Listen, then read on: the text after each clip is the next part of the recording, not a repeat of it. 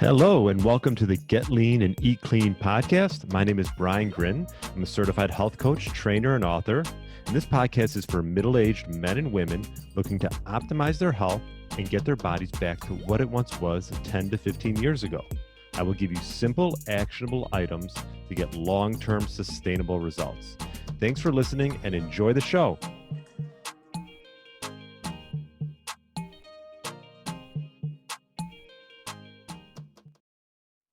All right, welcome to the Get Lean, Eat Clean podcast. My name is Brian Grin. Thanks so much for listening. And today we're going to talk about coffee. And does coffee break a fast? This is a common question for all my intermittent fasters out there. So whether coffee breaks a fast depends on why you're fasting. What's the reason behind it? Most people fast for one of three reasons: weight loss, gut health, or perhaps longevity, activating something called autophagy, which I'll touch on in a bit. But it also depends on how you drink your coffee. Do you have just black coffee? Do you have it with cream or butter or even sugar? So the good thing about coffee is it pretty much has no calories, but it does trigger some digestive functions. It stimulates something called gastrin, which is a hormone that triggers the secretion of gastric acid and gallbladder contraction. So it does trigger something in the GI tract, right? It can have an impact there. But one of the things that got to be careful too with coffee is it may elicit like a reflux sensation as well, which isn't ideal for those with heartburn.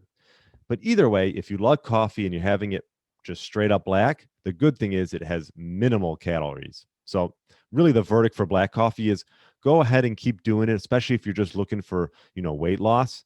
If you're looking for like total gut health and gut rest, I would say that it does break a fast. So you might want to just go with a water fast if you're looking to completely heal your gut. And as far as longevity and autophagy, the verdict's still out, and I would say that it likely does not break a fast. So if you're adding cream, milk, sugar, and other dairy products that contain like carbs, protein, and fat, obviously that's going to break your fast because it requires digestion. So the gut is activated. So if you want to stay in a fasted metabolic state, it's best not to add any cream or sugar to your coffee. But if you've been fasting for a while, and let's say you've got a 12, 14, 16, 18, 20-hour fast going, and you just can't drink black coffee, and you want to add a little bit of cream, butter, or even coconut oil or MCT oil, it's not going to kick you out of ketosis or out of a fat burning state, which a lot of people are looking for. So you can add a little bit of that. Coconut oil, MCT oil. I know that's become popular with bulletproof coffee.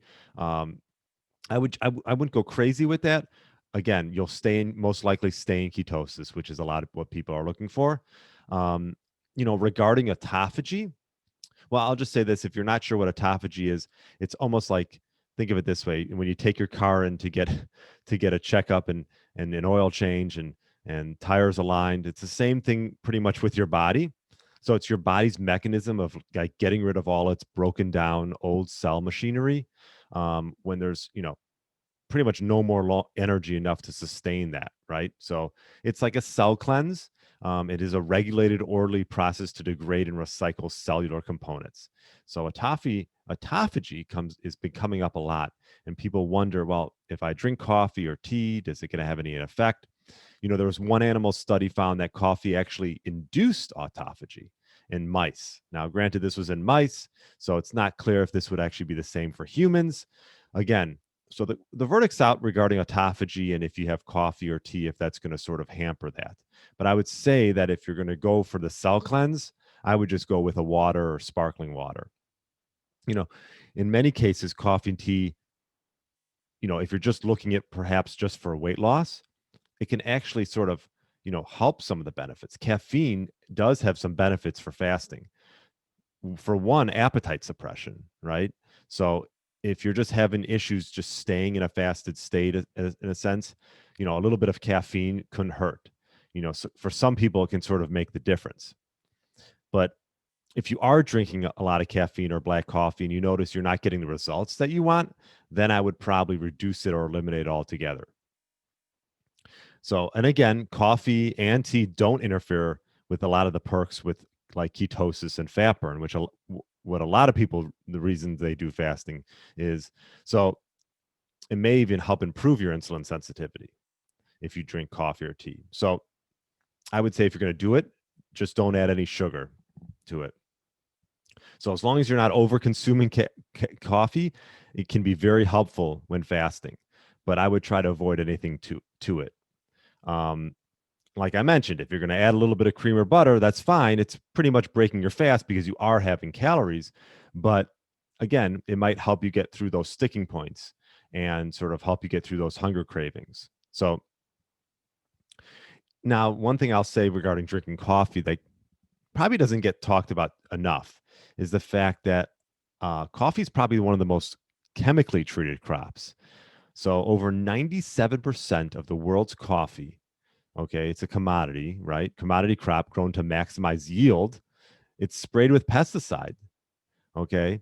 And it's stored in a way that encourages mold growth, over oxidation of the beans, which obviously is going to compromise our health. So there are benefits to coffee with the polyphenols, the antioxidants that are, can be beneficial.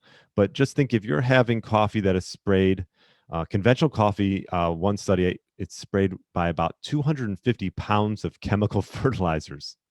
Yeah, I'll say that again, 250 pounds of chemical fertilizers. So it's one of the more heavily treated conventional crops. So I would just make sure that when you get it, it's organic and you know the source of where it's coming from. So high quality whole bean coffee that's organic and that does not have pesticides. So that's all I wanted to talk about with coffee. Again, think about why you're doing it. If you're just doing it for weight loss and you want to have a little bit of coffee or tea, that's fine. If maybe you're looking for autophagy and cell cleansing, perhaps go for a water fast. And again, if you're looking to just stay in ketosis, if you add a little butter or cream, high fat cream or MCT oil, that's fine as well. So I hope this helps with your coffee adventure. If you got questions, feel free on YouTube, you can write them down below and feel free to, share this with anyone who has that question. Does coffee affect your fast? Well, this is hopefully a good explanation for it. So thanks so much for listening and enjoy the rest of your day, and we'll talk to you later. Thanks for listening to the Get Lean, Eat Clean podcast. I understand there are millions of other podcasts out there and you've chosen to listen to mine, and I appreciate that. Check out the show notes at briangrin.com for everything that was mentioned in this episode. Feel free to subscribe to the podcast and share it with a friend or family member that's looking to get their body back to what it once was. Thanks again and have a great day.